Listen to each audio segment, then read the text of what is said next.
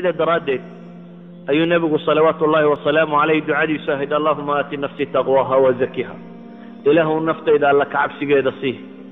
oo adigu ii tahiro ii hagaaji bale ducooyinka nebiga waxaa ka mid ahaa inuu yidhaahdo allahuma janibnii munkaraati alakhlaaq walacmaal walahwaa waladwaa waxaa ka mid ahaa ducadii nebiga inuu yidhaahdo allahuma axsanta khalqi faxasin khuluqi yani nebigu salawaatu ullaahi wasalaamu calayhi wuxuu ilaahay ka baryey ilaahay waa dhaqanka kiisa xun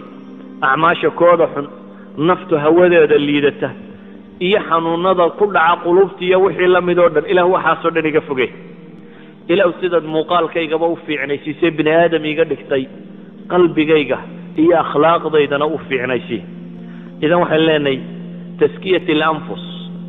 qofka oo nafta tahira طهارة نشيغنا ونفط خير كلغو تربية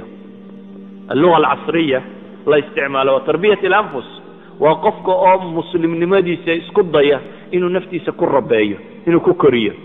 رباية ضمها عرورته وحلا ربايا قفول أو مسلم وحبه إنه نفتي تربية نفط وحرق لما ستان الله ما تعكله وحيدوني سي شهوات ويسكتر بديه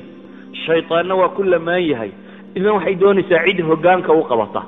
عمل كستو حنو أطربتين كفقضة وحكاجة بهي وقت وحكاجة بهي عزيمة يقوان ذاك وحكاجة بهي أصحاب ونكسر وحكاجة بهي دين في عنها قادته وناك كستو أطربتين تكون قطة نفط وحي وبهنت إن لليليو أورك قورما لرفته قال يا ربو بوكين تسكبر يدي الله مررته أورك أنت اللي سوقفته أيال الليلية